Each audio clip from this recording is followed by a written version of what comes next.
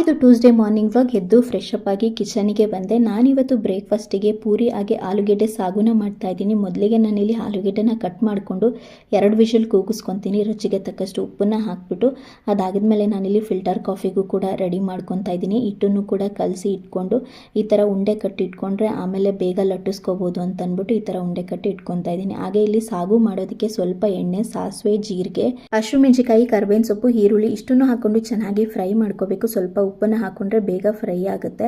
ಅದಾಗಿದ್ಮೇಲೆ ಬಟಾಣಿನೂ ಹಾಕೊಂಡು ಚೆನ್ನಾಗಿ ಫ್ರೈ ಮಾಡ್ಕೋಬೇಕು. ಅದಕ್ಕೆ ಸ್ವಲ್ಪ ಅರಿಶಿನ ಹಾಗೆ ನೀರಲ್ಲಿ ಕಲಸಿ ಇಟ್ಕೊಂಡಿರೋ ಅಂಥ ಕಡಲೆ ಹಿಟ್ಟು ಇಷ್ಟನ್ನು ಹಾಕೊಂಡು ಫ್ರೈ ಮಾಡಿಕೊಂಡು ಆಮೇಲೆ ಬೇಯಿಸಿ ಇಟ್ಕೊಂಡಿರೋ ಅಂಥ ಆಲೂಗೆಡ್ಡೆನ ಹಾಕೊಂಡು ಅದಕ್ಕೆ ಸ್ವಲ್ಪ ನೀರು ಹಾಗೆ ರುಚಿಗೆ ತಕ್ಕಷ್ಟು ಉಪ್ಪನ್ನು ಹಾಕೊಂಡು ಚೆನ್ನಾಗಿ ಬೇಯಿಸ್ಕೊಂಡು ಮನೆಯಲ್ಲಿ ಸ್ವಲ್ಪ ಕೊತ್ತಂಬರಿ ಸೊಪ್ಪನ್ನ ಹಾಕೊಂಡ್ರೆ ಆಲೂಗೆಡ್ಡೆ ಸಾಗು ರೆಡಿ ಆಗುತ್ತೆ. ತುಂಬಾನೇ ಟೇಸ್ಟಿಯಾಗಿ ಆಗಿತ್ತು. ಹಾಗೆ ಇಲ್ಲಿ ಪೂರಿನೂ ಕೂಡ ರೆಡಿ ಮಾಡಿಕೊಂಡೆ. ಲಂಚ್ ಬಾಕ್ಸು ರೆಡಿ ಮಾಡಿ ಕೊಟ್ಟೆ. ಆಮೇಲೆ ನಾನಿಲ್ಲಿ ಕಾಫಿನ ಬಿಸಿ ಮಾಡಿಕೊಂಡು ಕುಡಿತಾ ಇದ್ದೀನಿ. Thanks for watching.